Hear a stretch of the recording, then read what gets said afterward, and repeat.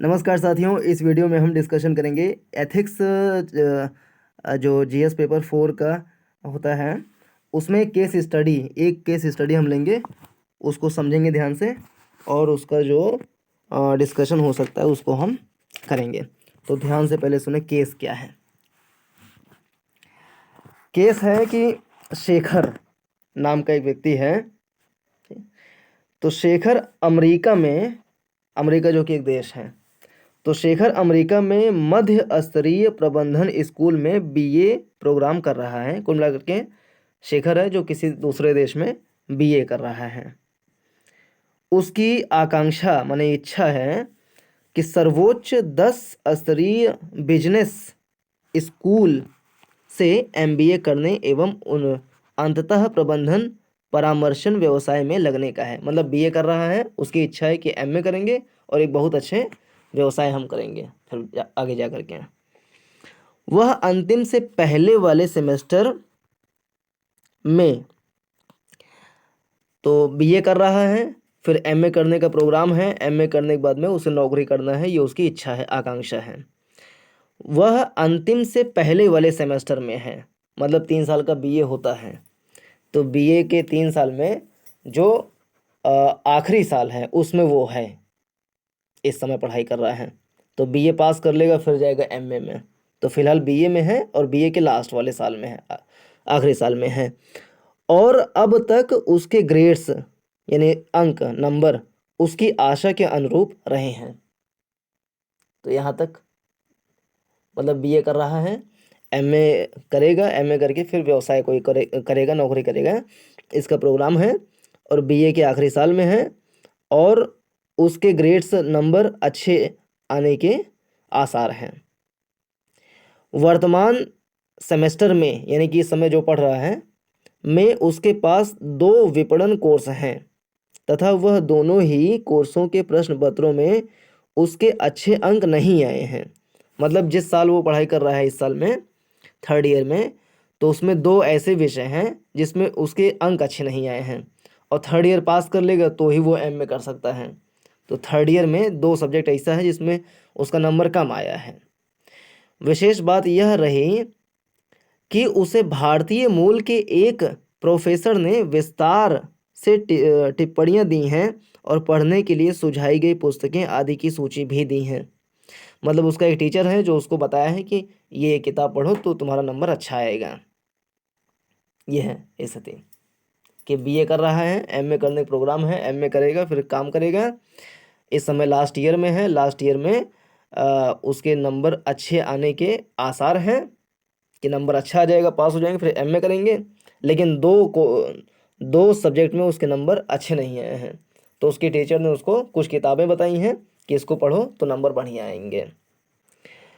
शेखर को अगले टर्म के पेपरों की चिंता है कि अगला पेपर आने वाला है, उसको देंगे तो ही हम पास होंगे, इस बात की चिंता है। विषयों का चयन एवं पहले ही कर चुका है और अब उसे अनुसंधान करना और लिखना है।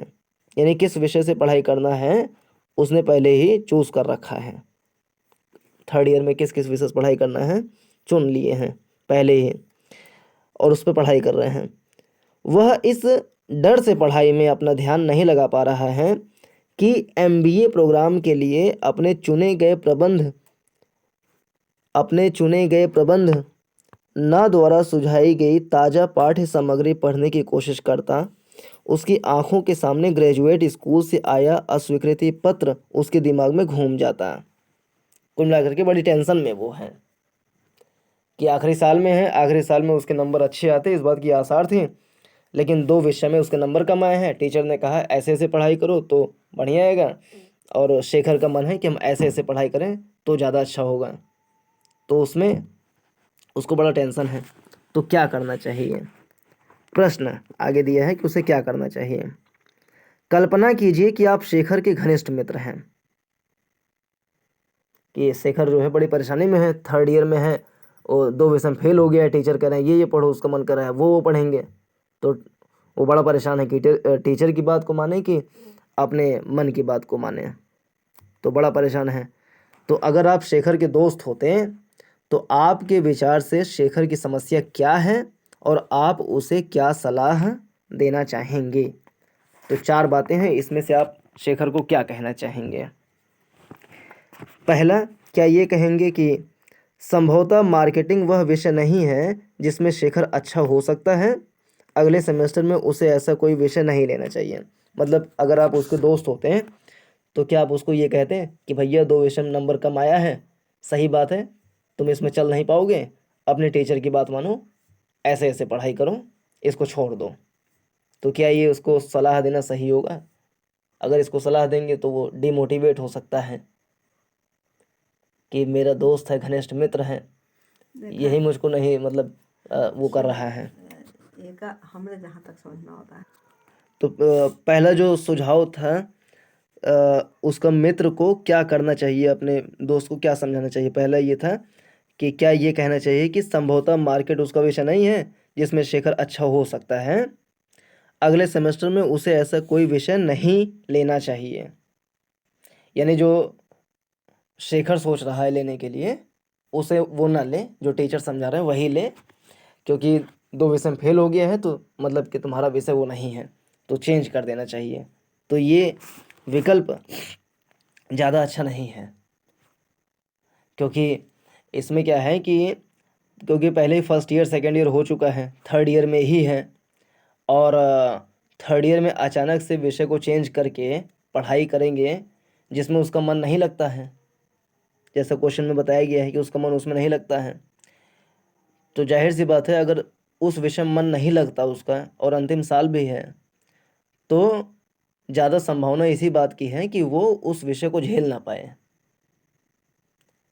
तो इससे अच्छा ये है कि जो पुराना विषय जिसमें फेल हो गया था, जिसमें उसका मन भी लगता है, तो उस विषय में क्यों फेल हो गया उसका अध्ययन करें कि कहाँ कहाँ कमियाँ रहेगी, उसको खोजें, कमियों को सुधार करें। उसमें मन भी लगता है तो कहाँ कमी रहेगी उसको खोजें, फिर उस पर पढ़ाई करें, फिर से पेपर दें, तो संभावना है कि वो उत्तीर्ण हो जाए, पास हो जाए।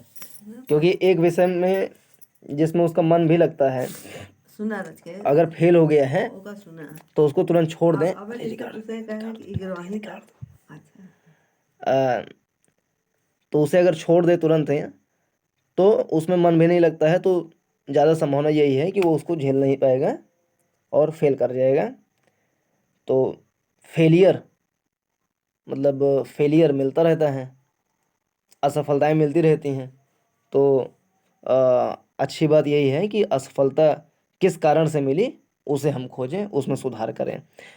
तो जो इसका सही व्याख्या हो सकता है, प्रथम विकल्प जल्दी से निकाले गए निष्कर्ष को बताता है, यानी कि उसको समझा दो कि हाँ ठीक है, टीचर जो कह रहे हैं वही बात मान लो, अपना विषय छोड़ दो, मार्केटिंग तुम्हारा विषय नहीं है, उसे छोड़ दो। तो ऐसा नहीं कहना चाहिए उसको, आंसर है ये।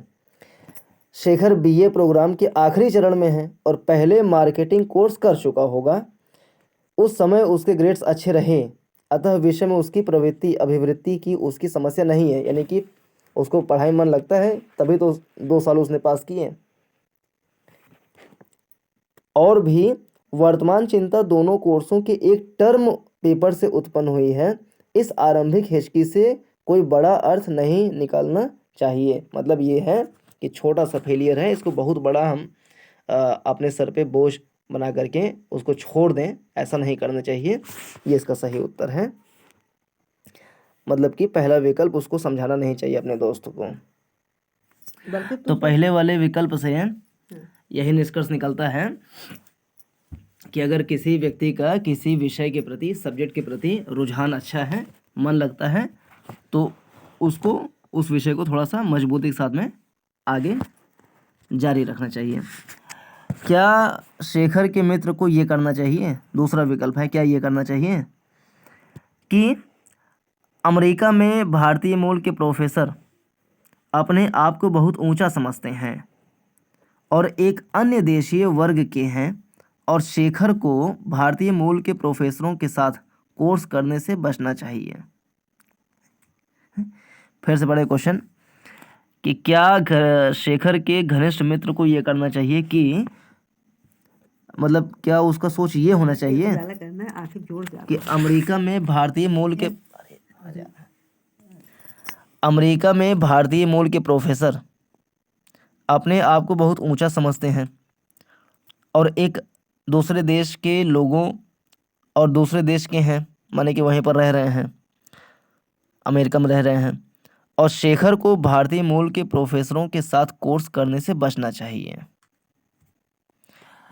इसका मतलब ये है कि क्या उसके दोस्त को ये समझाना चाहिए कि ये तो जो है आपका जो दोस्त मतलब टीचर हैं, ये गलत सलाह दे रहे हैं, कोई नया विषय पढ़ने की बात कर रहे हैं जिसमें तुम्हारा मन भी नहीं लगता है, तो टीचर आपको भड़का रहे हैं, दरअसल उनकी बातों में ना आओ, ये आपका भला नहीं चाहते हैं। तो क्या ये बताना चाहिए? तो मेरे ख्याल से ये भी विकल्प सही नहीं होना चाहिए, क्योंकि टीचर जो है उनका जो अपना नज़रिया है वो बता रहे हैं। टीचर सामान्यतः अपने विद्यार्थियों के लिए अच्छा ही चाहेंगे, और चूँकि वो प्रोफेसर हैं, अनुभवी हैं, तो वो अपने हिसाब से सही सलाह दे रहे होंगे। लेकिन शेखर का मन उसमें नहीं लगता है, तो अंततः उनका सलाह भी ज़्यादा उपयुक्त नहीं हो सकता है। अब देखें इसका व्याख्या क्या दिया हुआ है। दूसरा विकल्प स्पष्टतः गलत है। सही बात है, गलत है कि टीचर की बात को सीधा सीधा खारिज कर देना, ये बात गलत है, क्योंकि यह प्रसिद्ध व्यक्तियों के वर्ग के अवैध सामान्यीकरण पर आधारित है। यानी जो टीचर लोग हैं वो अपने आप में एक प्रबुद्ध जन हैं, अगर वो कुछ सलाह दे रहे हैं तो उनकी बातों को एक सिरे से खारिज कर देना भी अच्छी बात नहीं है। तो सभी टीचरों को एक ही वर्ग में रख देना, इसको कहते हैं वर्ग के अवैध सामान्यीकरण। तो ऐसा नहीं करना चाहिए, सबको एक ही टोकरी में या एक ही नज़रिए से नहीं देखना चाहिए। हो सकता है टीचर सही सलाह भी दे रहा हो। और भी शेखर के ने अन्य प्रोफेसर से भी अच्छा मूल्यांकन प्राप्त नहीं किया है, जो निश्चित रूप से भारतीय मूल्य का नहीं है। शेखर को दूसरों में दुर्भावना ढूंढने की कोशिश नहीं करनी चाहिए, अपितु अपने तैयार किए गए पेपर की असली कमजोरी पर विचार करना चाहिए। इस प्रकार दोष ढूंढना हमेशा ही आत्म पराजय होती है। यानी कि टीचर में ही दोष ढूंढना शुरू कर दो तो ये दरअसल अपनी ही पराजय है। टीचर जो सलाह दे रहे हैं उसको एक सिरे से खारिज करना अच्छी बात नहीं है। तो क्या शेखर के मित्र को ये करना चाहिए कि शेखर को पूरी तरह से वर्तमान सेमेस्टर पर ध्यान लगाना चाहिए, प्रोफेसरों से मिलने वाले सुझाव पर अमल करना चाहिए तथा ग्रेजुएट स्कूलों से हो सकने वाली अस्वीकृति की चिंता नहीं करनी चाहिए। ये विकल्प सही लग रहा है। इसकी व्याख्या क्या है कि चिंता दो प्रकार से काम करती है। अच्छज्ञ काम करने की मामूली चिंता व्यक्ति को लक्षित कार्य को अच्छी तरह से करने के लिए संपूर्ण शारीरिक व मानसिक ऊर्जा लगाने के लिए प्रेरित करती है। तो अच्छज्ञ काम करने की मामूली चिंता व्यक्ति को लक्षित कार्य को अच्छी तरह से करने के लिए संपूर्ण शारीरिक व मानसिक ऊर्जा लगाने के लिए प्रेरित करती है। चिंता की अत्यधिक मात्रा इतना हानिकारक प्रभाव डालती है कि यह असफलता का डर पैदा कर देती है और इस प्रकार व्यक्ति को लक्षित कार्य को बहुत अच्छे या व्यवस्थित ढंग से भी करने के लिए जरूरी एकाग्रता की शक्ति से वंचित कर देती है। शेखर पर स्पष्ट रूप से चिंता का आधिक्य सवार है, जिस पर उसे नियंत्रण करना चाहिए। फिर चौथा विकल्प है, शेखर को जानना चाहिए कि ग्रेजुएट स्कूलों के सिलेक्ट सेट में जाए बिना भी वह जीवन में अच्छा कर सकता है। तो इसका आंसर क्या है कि शेखर की दूसरी समस्या यह है कि उसने असफलता तथा उसके परिणामों के बारे में सोचना शुरू कर दिया है कि हम तो असफल हो जाएंगे, उसके परिणाम क्या होंगे, पेपर देंगे, पास होंगे कि नहीं होंगे। तो इस बात का उसका जो है सोचना शुरू कर दिया है। उसे अपने लक्ष्य को ध्यान में रखते हुए वर्तमान में रहना चाहिए। वर्तमान में क्या स्थिति है उस पर ध्यान केंद्रित करना चाहिए, ना कि भविष्य की बार बार चिंता करके परेशान होना चाहिए। वर्तमान समय की मांग है कि वह आवश्यक पढ़ाई पर ध्यान दें तथा प्रोफेसरों की सलाह का अक्षरशः पालन करें, यानी टीचर की बात को अक्षरशः माने। इस समय उसे ग्रेजुएट स्कूल में प्रवेश के बारे में चिंता नहीं करनी चाहिए कि एडमिशन मिलेगा कि नहीं मिलेगा, उसकी चिंता नहीं करनी चाहिए। अभी उसे वर्तमान के जो विषय उनके टीचर ने सुझाए हैं उसको मानना चाहिए। विकल्प 4 जीवन के बारे में तथा इसकी अनंत संभावनाओं के बारे में सही कथन है, लेकिन यह कथन नहीं बताता कि शेखर को क्या करना चाहिए तथा क्या नहीं करना चाहिए, अतः यह अनुपयुक्त विकल्प है। कुल मिला के निष्कर्ष ये निकला कि जिस विषय में मन लगता है पढ़ाई में, उसकी कमजोरियों को हमें जांचना परखना चाहिए और उसमें सुधार करना चाहिए। दूसरा निष्कर्ष ये निकलता है कि कोई बड़ा टीचर है, अनुभवी टीचर है, तो सबको एक ही तराजू में नहीं तोलना चाहिए, उनकी बातों को मानना चाहिए, क्योंकि अंतिम समय है, हो सकता है टीचर की सलाह जो है वो सही हो, तो उसको मानते हुए उसके ऊपर भी हमें प्रयोग करना चाहिए। तो जो उसमें ज़्यादा सूटेबल हो उस पर हमें जाना चाहिए, अपनी क्षमताओं का भी मूल्यांकन करते हुए कि हमारी क्षमता कितनी है। नया विषय मान लीजिए हम पढ़ें, उसमें क्षमता नहीं है, तो इससे अच्छा ही पुराने में हम जो कमियां हैं उसमें सुधार कर लें, या फिर अगर पुराने में कमियां बहुत ज़्यादा हैं, उसमें सुधार नहीं किया जा सकता, नए विषय में हम थोड़ा सा और तैयारी के साथ में जाएं तो सफलता हो सकती है, तो उस पर ध्यान देना चाहिए। तो अपनी क्षमता का विश्लेषण करके निर्णय करना चाहिए और टीचर की बात का भी सम्मान करना चाहिए। ये इसका निष्कर्ष है। भावनात्मक समझ, इमोशनल इंटेलिजेंस क्या होता है? हमने बहुत प्रसिद्ध लोगों के उदाहरण जानबूझकर दिए हैं जिससे उदाहरण सीधे प्रभावी हो सके और विद्यार्थियों के मन में विषय की अस्थायी छाप बन सके। ऐसे अनेक सामान्य लोग हैं जो इसी प्रकार की कुशलताओं को मामूली गुरुओं से लेकर संघर्षशील किंतु कर्तव्यनिष्ठ गृहिणियों तक अपने में शामिल कर लेते हैं। ध्यान देने की मुख्य बात यह है कि हार्वर्ड गार्डनर समझ की अवधारणा को किस तरह से विस्तार देता है। वह ऐसी प्रतिभाओं को योग्यताओं में जोड़ता है जो सांस्कृतिक गतिविधियों की ओर ले जाती हैं, जैसे साहित्य, कला, संगीत, चित्रकला तथा वास्तुशिल्पीय डिजाइन। वह खेल कूदों व खेलों की योग्यताओं को भी जोड़ लेता है। अंत में वह अंतर वैयक्तिक कौशलों या सामाजिक कौशलों एवं अपने भीतर देखने तथा दूसरों की मानसिक भावनाओं को समझने से लोगों द्वारा प्राप्त अंतर्दृष्टि को भी शामिल करता है। भावनात्मक समझ मुख्यतः निजी समझ की बात करती है जो अन्य लोगों के साथ व्यवहार में एवं अपने जीवन को बुद्धिमत्ता से व्यवस्थित करने में मदद करती है।